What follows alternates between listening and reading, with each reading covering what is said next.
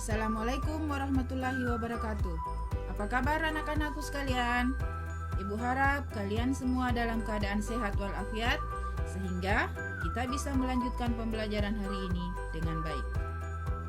Pekan lalu kita sudah membahas tentang besaran pokok, satuan baku dan satuan tidak baku.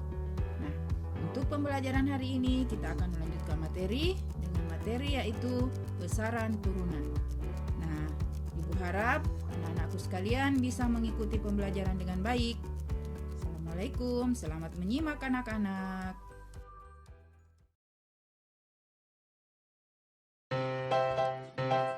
Besaran turunan. Besaran turunan adalah besaran yang diturunkan dari besaran pokok. Jika suatu besaran turunan merupakan perkalian besaran pokok, suatu besaran turunan itu juga merupakan perkalian suatu besaran pokok. Begitu juga berlaku dalam satuan besaran turunan yang merupakan pembagian besaran pokok. Salah satu contoh besaran turunan adalah luas. Luas dari suatu daerah 4 persegi panjang adalah panjang kali lebar. Satuan luas adalah satuan panjang yang dikalikan satuan panjang dipangkatkan 2 atau meter kuadrat.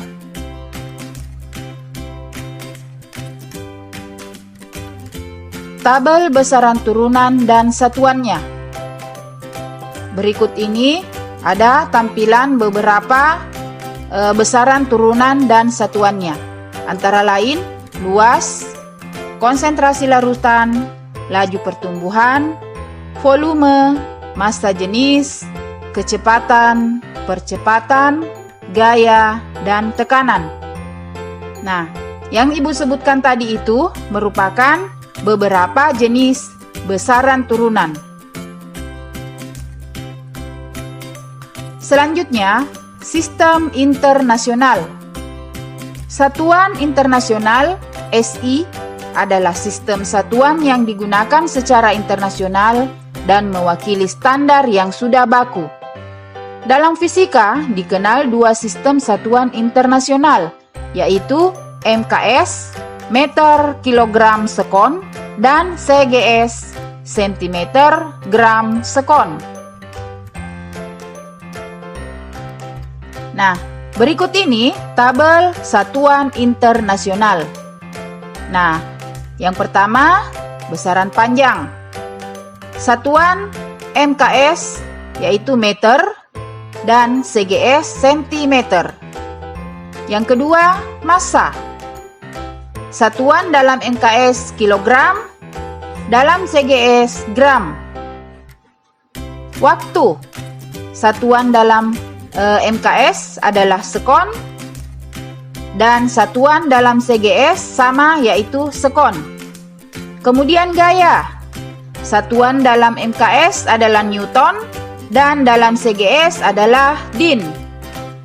Usaha. Satuan dalam MKS adalah Joule dan satuan dalam CGS adalah Erg.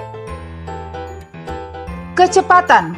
Satuan dalam MKS meter per sekon, sedangkan dalam CGS sentimeter per sekon.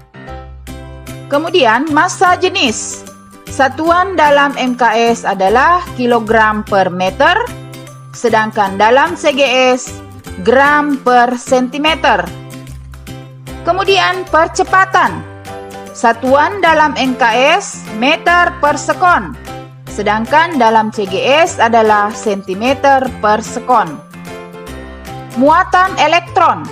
Satuan dalam MKS adalah kolom dan dalam CGS adalah stat kolom. Nah, macam-macam satuan internasional. Yang pertama ada satuan panjang.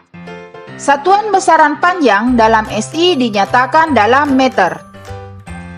Jika kita menaikkan satuan meter ke satuan di atasnya, maka nilainya harus dibagi 10. Apabila jika kita menurunkan satuan meter ke satuan di bawahnya, maka nilainya harus dikalikan 10. Nah, berikut ini cara mengkonversi satuan panjang. Langkah pertama, kita akan membuat dulu tangga konversi. Dengan membuat tangga ini bisa membantu kita dalam mengetahui langkah dalam mengkonversi satuan panjang. Nah, kita tulis kilometer, hektometer, dekameter, meter, desimeter, sentimeter, milimeter dalam setiap anak tangga. Nah, setiap turun satu tangga dikalikan 10 dan setiap naik satu anak tangga dibagi 10.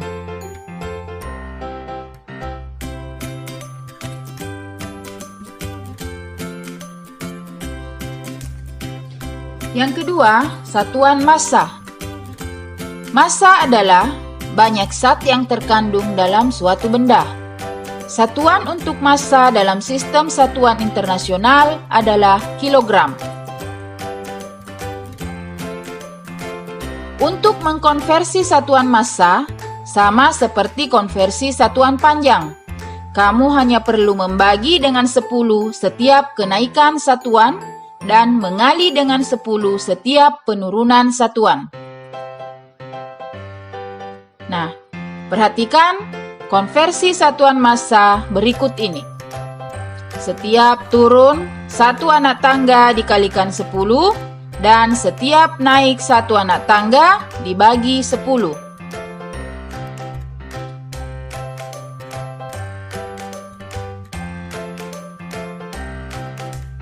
Yang ketiga, satuan isi atau volume.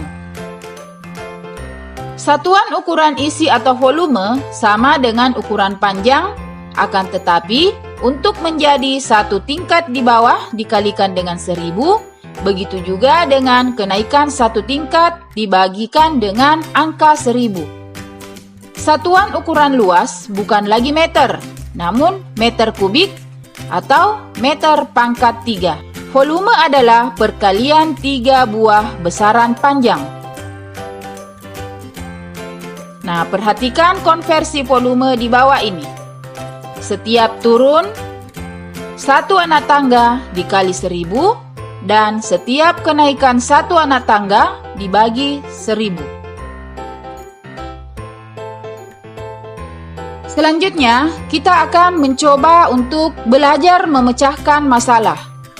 Nah, masalah di sini yang pertama adalah menentukan konsentrasi larutan. Edo melarutkan 20 gram gula ke dalam 2 liter air. Berapakah konsentrasi larutan gula yang terbentuk dalam satuan gram per liter? Nah, langkah pertama, kita tentukan dulu apa yang diketahui di dalam soal. Nah, kita lihat di sini. Yang diketahui antara lain adalah massa larutan sama dengan 20 gram. Kemudian volume pelarut sama dengan 2 liter. Nah, setelah diketahui apa yang diketahui di dalam soal, kita mencoba lagi untuk mencari apa permasalahan dari soal tersebut. Nah, di sini yang ingin dicari adalah berapakah konsentrasi larutan gula yang terbentuk dalam satuan gram per liter. Jadi, masalahnya adalah menentukan konsentrasi larutan. Nah, setelah mengetahui apa permasalahan dari soal, kita beralih untuk mencari bagaimana strategi dalam penyelesaiannya. Nah, strateginya yaitu kita gunakan persamaan penentuan konsentrasi. Nah, bagaimana penerapannya? Yaitu dengan memasukkan rumusnya. Konsentrasi sama dengan massa larutan per volume pelarut. Nah, di soal ini diketahui massa larutan adalah 20 gram, volume pelarut sama dengan 2 liter. Jadi, 20 gram per 2 liter sama dengan 10 gram per liter. Nah, ini artinya konsentrasi larutan gula yang terbentuk adalah 10 gram per liter. Nah, selanjutnya kita akan mencoba untuk memecahkan masalah yang berkaitan dengan satuan besaran turunan. Nah, langkah-langkah pemecahan masalah. Menentukan laju pertumbuhan. Joko menanam jagung di kebun. Pada pengukuran awal, tinggi jagung 20 cm. 10 hari kemudian, tinggi jagung menjadi 60 cm. Berapakah laju pertumbuhan tanaman jagung tersebut? Langkah pertama, kita cari dulu apa yang diketahui di dalam soal. Nah, yang diketahui di dalam soal yaitu yang pertama, tinggi awal sama dengan 20 cm. Kemudian, tinggi akhir sama dengan 60 cm. Dan selang waktu 10 hari. Nah, setelah kita tulis apa yang diketahui, selanjutnya kita mencari apa yang menjadi permasalahan dalam soal tersebut. Nah, di sini yang ditanyakan atau yang ingin dicari adalah berapakah laju pertumbuhan tanaman jagung tersebut. Jadi, masalahnya menentukan laju pertumbuhan. Nah, langkah selanjutnya, bagaimana strategi yang akan kita gunakan? Nah, yaitu kita gunakan persamaan penentuan laju pertumbuhan. Nah, penerapannya, kita masukkan rumusnya. Laju pertumbuhan sama dengan pertumbuhan tinggi per selang waktu. Nah, pertumbuhan tinggi di sini adalah pertumbuhan tinggi sama dengan tinggi akhir dikurang tinggi awal per selang waktu.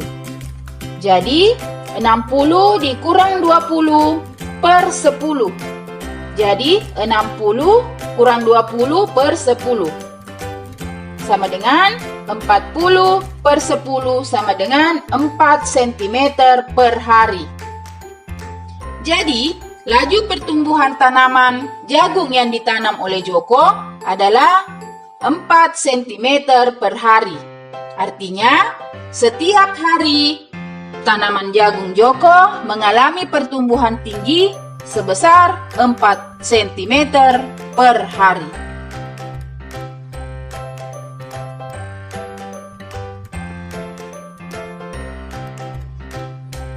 Nah, itulah tadi 2 contoh soal yang telah kita pelajari.